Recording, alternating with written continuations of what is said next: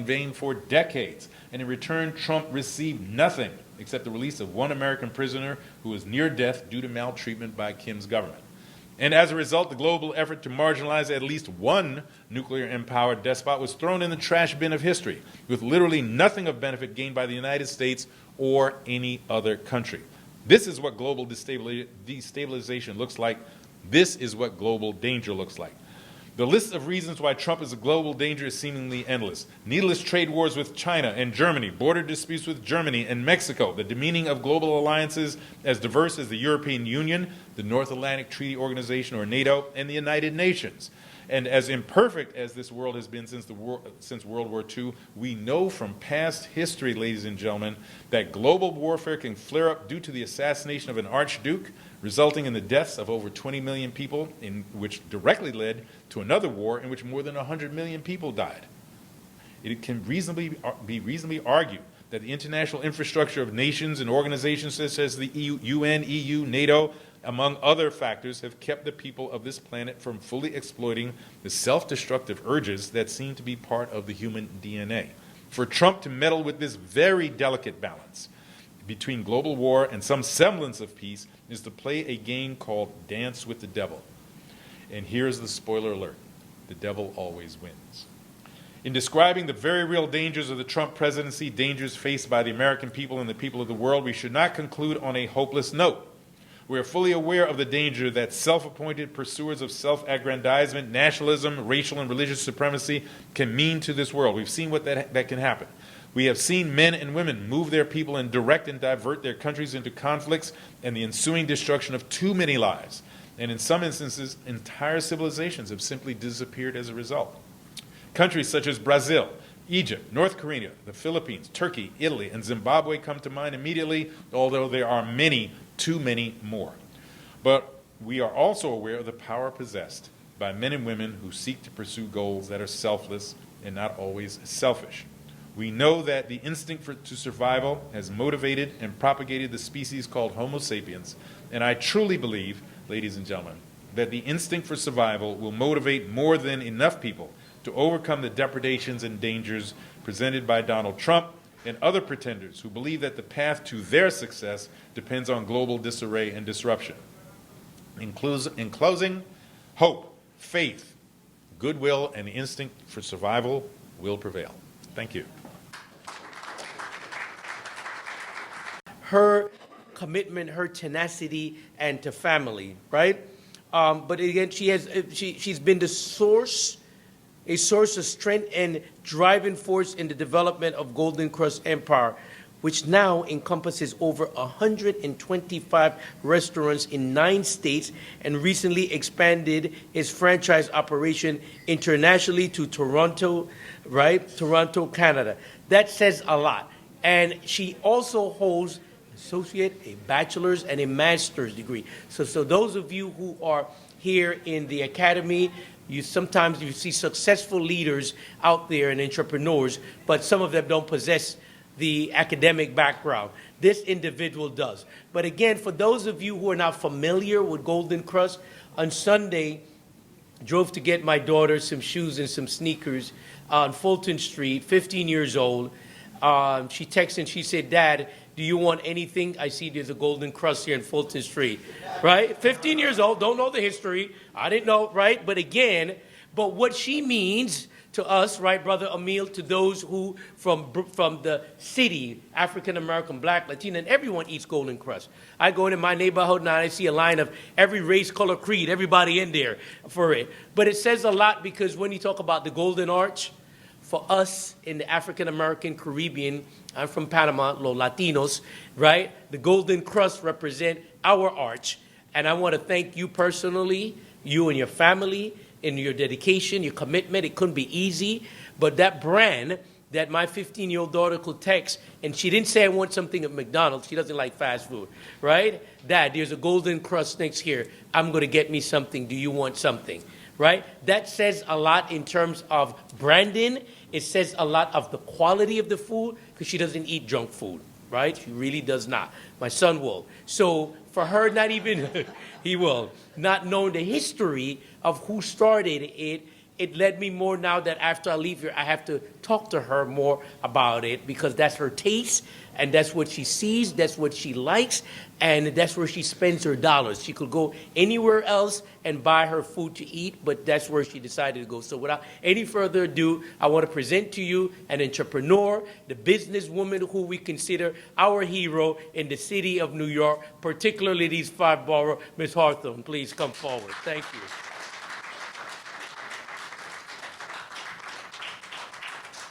Beautiful. Thank you so much. Yes.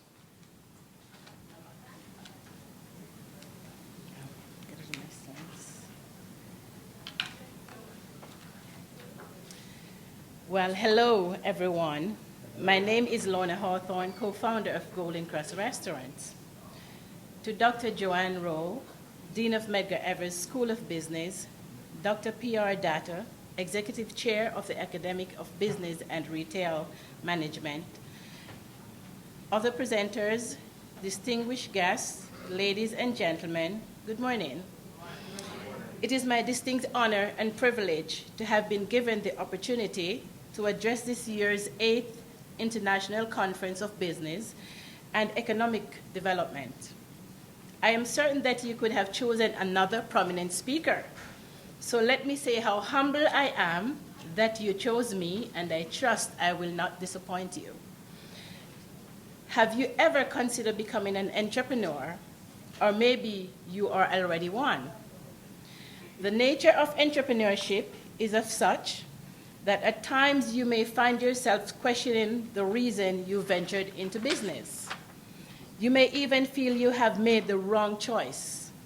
Don't be too quick to pack up. Don't make an emotional decision. Remain focused and employ fortitude so in difficult times you can overcome your hurdles. I will now speak to my topic. What do you do in business when life throws you on the unexpected curve? This topic has become all too familiar to me. So in addressing you today, I will cite my own entrepreneurial experience and that of the Golden Cross brand over the last 30 years. Becoming an entrepreneur can be one of the most aspiring and liberating feats one can ever experience. The exhilaration one experiences, however, must be tempered with the realization that all businesses are susceptible to risk. Critical to the development of successful businesses are risk assessment and the implementation of sound risk management strategies. The astute businessman or woman must possess the ability not just to respond to crises, but also possess fortitude to remain engaged in both the difficult and good times. Now, let me introduce 3 common risks associated with business. They are preventable risk, strategy or growth risk, and external risk. Preventable risks are controllable risks arising from within the organization that can be managed, avoided, or eliminated. Examples of these are employees and managers' involvement in unauthorized, illegal, unethical, incorrect, or inappropriate actions, or failure to follow set operational standards or controls. The successful business eliminates these risks by managing operational process, staff behavior, and enforcing the controls needed. Strategic or growth risk are deliberate risk, which focuses on the opportunities for expansion into new local or international markets and calls for sometimes large financial investments for new projects, new product lines, new business models, equipment, and technology. Continued financial investment is crucial to the growth of all thriving businesses. The risks assume no guarantee that you will be successful, yet without these kind of investments, your business could fail. External or avoidable risk are those beyond corporate control or influence that could offer either positive or negative impact on your business. They can arise suddenly or over a period of time to cause failure in daily operations, interrupt the core of the business, or derail expansion plans. They include macroeconomic shifts, natural disasters, tragedy, political decisions, and reputational challenges. While these cannot be controlled, the business must anticipate they could happen and implement plans to manage the cost of impact. I have mentioned all of the above risks to underscore the importance of identifying, evaluating, and determining the level of impact any risk could have on your business and the importance of vigilance. Of equal importance is your company's level of readiness to mitigate at short notice and to apply the appropriate response. The alert businessman or woman must be able to contemplate these possibilities and be confidently assured of his company's readiness at every touch point.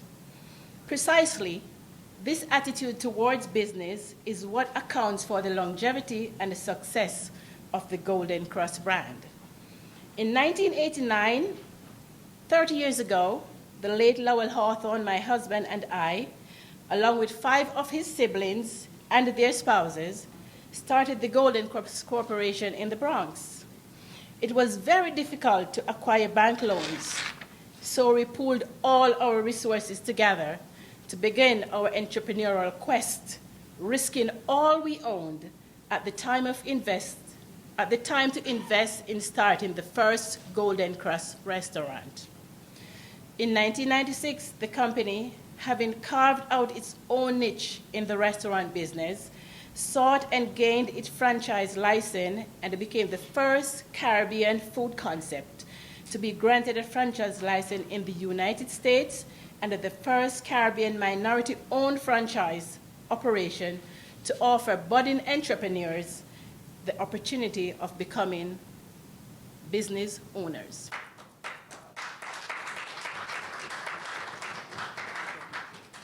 Today, Golden Cross is nationally recognized brand with over 120 franchise restaurants within the United States and Canada, and a robust retail division which distributes the company's frozen products in many supermarkets nationwide. Success did not come overnight or without daunting challenges. As the business grew, so did the range of challenges. Different problems demanded different solutions. Therefore, ladies and gentlemen, recognizing, addressing, and overcoming the threats as they arise are central to the success of every business. In addition to financial and startup challenges, we battled extortion. Certain factions demanded money for removal of our garbage, and when we did not give in, we were met with unfavorable responses. We suffered setbacks. In our early years of business, we came very close to losing it all.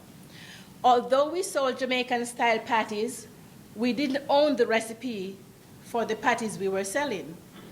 In an overnight decision, our supplier decided to cut us off. Remember that word, cut us off. We could have easily buckled under this pressure, throw in the towels, shut our doors, and walk away with nothing. As daunting as that experience was, it resulted in a strong comeback and the most liberating opportunity to develop our own winning recipe. You see, always at the forefront of our minds and fueling our determination was our commitment to fulfill our vision. Golden Cross exists to take the taste of the Caribbean to the world, and so our customers are the hallmark to our success. Today, we are the #1 supplier of Jamaican-style patties in the United States. We retained our customers, gained even more market shares. Guided by our commitment and vision, our customers are the hallmark to our success. The company has established a scholarship foundation which supports the education of youths who are entering college and are in need of financial help. Two other challenges that shook our business the hardest occurred in fairly quick succession of each other. April 2015 began as a normal working day at the patty production plant. As was the customs, the United States Department of Agriculture Food and Safety Inspector was on site for their routine pre-operational inspection. Not long into the process, there was an alarm. The inspector had identified ingredients packaging, which noted that it came from a vendor, that the ingredients may contain eggs, which is an allergen. The company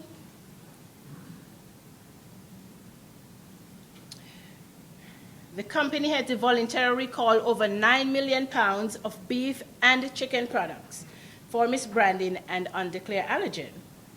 Golden Crust has used eggs in meals as nutritional value for making products for schools, and the labels identified in such product. However, production of patties for the general population, Golden Crust never used eggs, but the possibility still exists that the transfer of allergen could have occurred, thereby obligating us to indicate this on all our outgoing packaging. Unfortunately, we did not have this on our packaging, listed on our packaging. The impact of the recall was sudden, far-reaching, and dealt us devastation financial blow. The cost of removing the products from stores and the cost of restoration, unsurpassed labor costs, production time loss, sales decline, engaging experts to rewrite our hazard analysis and critical control point plans to prevent similar occurrences. We suffered reputational damages. Banking relationships were threatened. Our stakeholders panicked. Customer loyalty undermined, and our employees were nervous in addition to adhering to government requirements.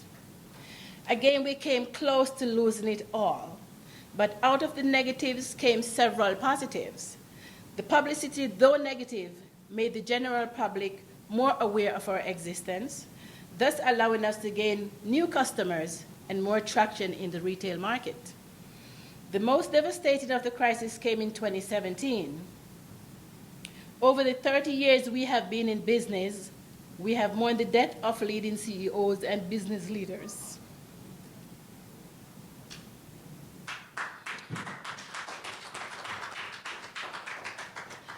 Whom we expected would have continued to lead their brand expansion. Nothing could have prepared us for the event on Saturday, December 2nd, 2017. My husband, the late Lowell Hawthorne, founder, chairman, and CEO, took his life in his office at the very own business he helped to build. This was a devastating and incomprehensible blow, which my family and I are still trying to process.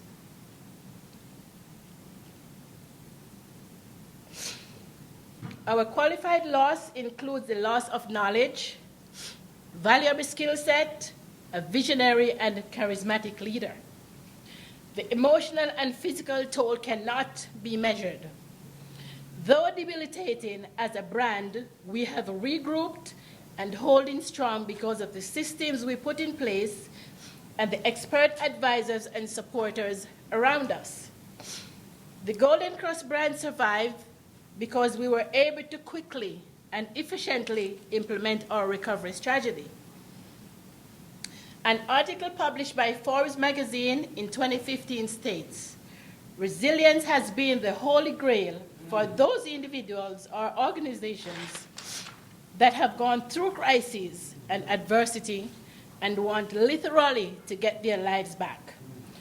The way back begins with a will, your dream, and your vision.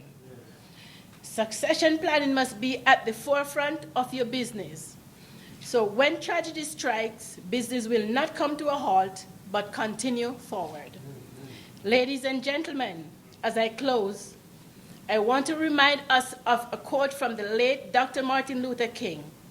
The ultimate measure of a man is not where he stands in moments of comfort and convenience, but where he stands at times of challenge and controversy.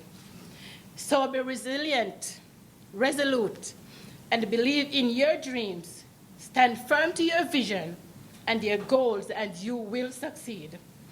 So what do you do in business when life throws you the unexpected? Act now. Don't wait until something happens. Prepare today.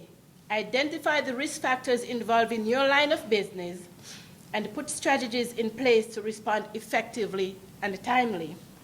Invest in your business, the right systems and the right people. Be resilient. Don't allow tough times to derail your dreams. Don't dwell on the setbacks. Look for the opportunities they present. Wisdom. Learn from your experience and other industry professionals and plan never to repeat the same mistake. Build a support system consisting of family, business leaders, and industry experts. Focus. Never forget the reason you started business. Let it be your ongoing motivator. Faith. Hold firmly to what you believe in. I have learned that after a mountaintop experience, I must be prepared to face the valley. Be reminded that in business, we will sometimes experience the mountaintops and sometimes the valley.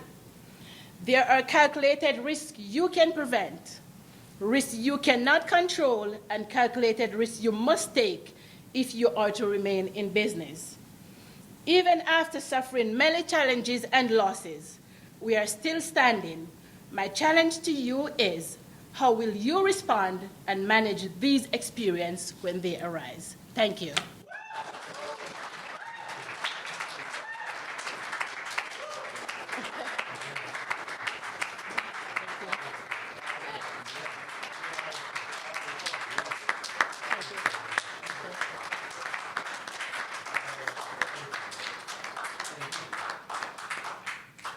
Thank you, powerful. Thank you so much. Thank you. Okay, thank you. Yes, thank you. Oh my gosh, thank you, right? Words, wisdom, it touched us. Let's hear it for her again. Truthfulness, expression. I know there are going to be some questions because when you talk about papers presented, real life experience from an entrepreneur, from a successful business, right? Talking about risk factors, talking about succession planning. So here we are. This is not just textbook, right? Approach. This is practical and reality. So therefore, I open it up for those of you. We have folks from Pakistan, from Canada, from Bangladesh, from Nigeria, of what's a successful American business entrepreneur, right, who we've just heard from. So time is on us, but this is important, so I yield and let you ask a few questions. Go ahead, Veronica. Thank you, Ms. Lorna. Thank you so much. Yes. And the reason why I stood up is to tell you that I share, the pain. How my dad was an entrepreneur. In fact, the very first Nigerian to export timber, lumber to England. And he was so successful that my entire village depended on him for sustenance. I was here in 1988 when he died in a car crash. When I got the phone call, I fainted. And my landlady, Dr. Edith Rock, one of my colleagues at Mecca, helped me fall, and she came and she helped me. The phone call was my husband saying, come home. I don't know how else to tell you this. Your dad died in a car crash at the age of 60. The entire empire, the wealth, everything was in disarray. But what encouraged me, and I need you to please hear this, is that I went home thinking that my entire world was collapsing.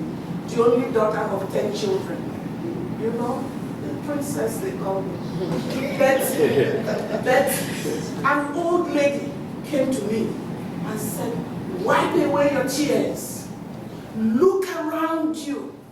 If you throw up, rice, it will be in the air. Everybody here is crying. You have the privilege because he is your biological father.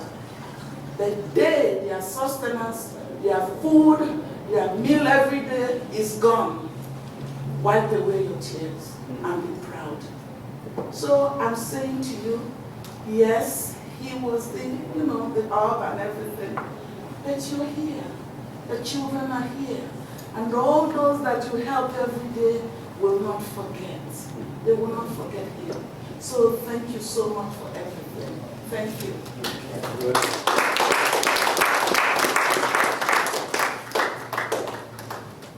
Any other questions, comments from that? Not questions. Lorna, I was really, it was so interesting presentations. Thank you. You helped me to rethink the way we are doing things at the academy. I really felt that was the first thing to address, to bring that type of insight and added substantial value to the conference. And so quickly and promptly, I thought that next year we must have a special entrepreneurship forum at this conference. And the academy will be pleased to invite you to run this forum at this conference. Awesome.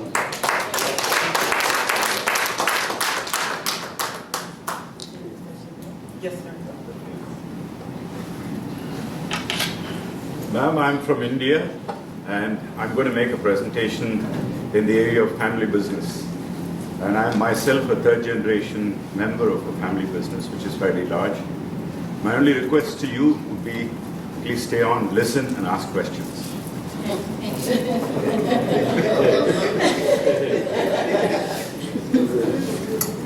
you so much, ma'am, for the presentation. And my question is quite similar to his own comments. Because I'm from Nigeria, and we've noticed that businesses that are run by family members do not stand the test of time because of personal differences, even though they are family members. But during your presentation, you mentioned that your husband and his 5 siblings started the business. So how were you able to manage family crises, family differences, and the business is still standing? Okay, that's a good question. Thank you for asking that. What happened when it comes to family and it comes to business? I think there are 2 separate things. What happened in our business, we have manuals that pertain to employees, that pertains to family members. We all have to abide by those rules, and at the end of the day, we are still family. But we have to remember, if we don't have rules and regulations for everyone in a business, then your business will fail. Your business will fail. So having rules and regulations for everyone to abide by in your business. And that's what we do.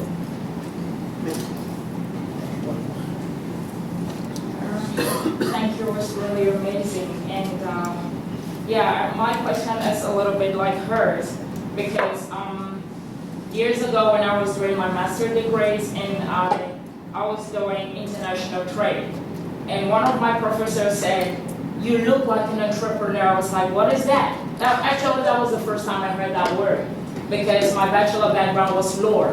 So I just wanted to do something new. I just love to try. So she was very influential, that professor of mine. So I really wanted to become that entrepreneur, whatever she saw in me, and I really wanted to work hard. Now, I said to myself, okay, what can I do to really start to make the first step? And I started a little thing, like I had some little money, so I wanted to invest. And of course, you're going to reach out to family, like she said. So you will reach out to family members. They're going to give you some ideas. Here in the country, we can do this, we can do this. I'm like, okay, I'm just the money, so you guys do the business. So I will bring the money, but it didn't last for long, and my dreams were really crushed. However, I said I wasn't going to give up. I was going to try again. I tried. 2 years later, it failed.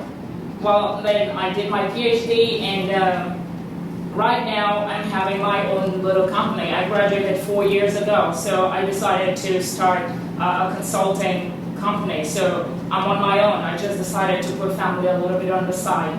So now I just want to ask you, how did you know you were meant to be in the business? When we started, actually, we started the Golden Cross brand in US in 1989. My husband's father had a business in Jamaica before they came here. And every Easter he would come to New York and he would bake buns out of his daughter's house. And that's how we started. So when he said, oh, why don't we just start a business? So what we did, we came up with our vision plan, first of all. And there, as I said, it started with 5 of his siblings and his spouses. We all pooled our money together. And the thing is that they have to believe in your dream, and they have to believe in the dream and the vision, because if they don't believe in the vision, then it won't work. And another thing, as a business person, you just don't rely on yourselves. There are other people out there who are in the same business, so it's good for you to do your due diligence. Speak to other people who are in the same business, get their opinions, do your business plans, and just surround yourself with people who are in business and know the business so you can get information from them. One more. Yes, also a kind of commendation. Thank you so much for the powerful exposition. I'm also involved in entrepreneurship education, and we are planning our entrepreneurship week. I just hope that one will invite you.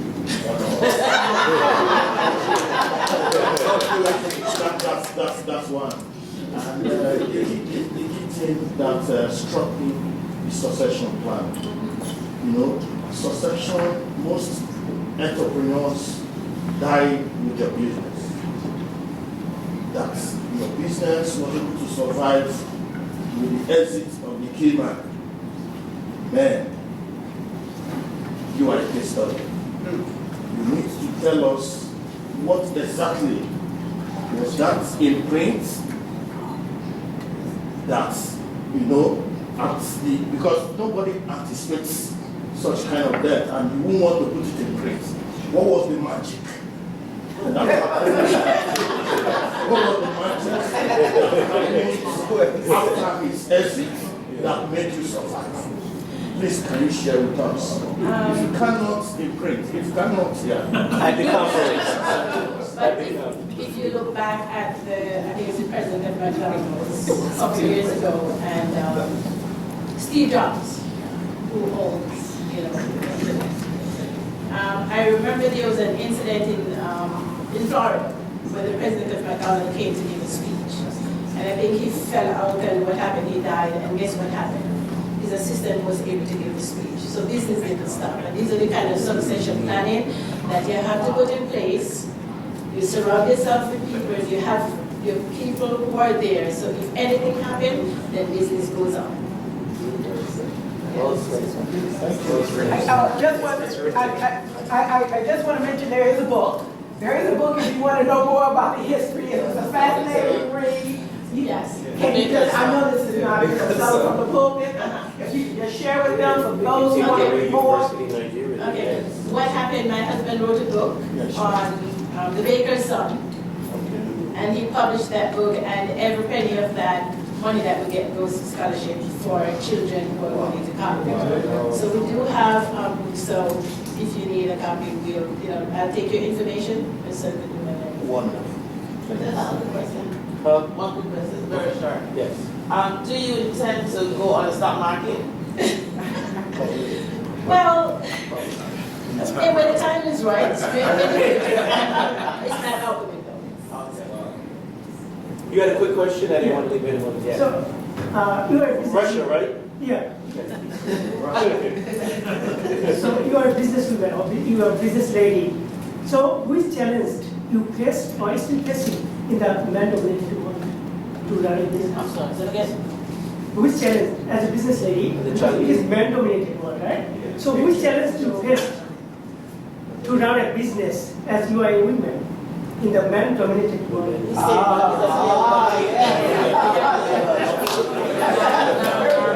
know what happened?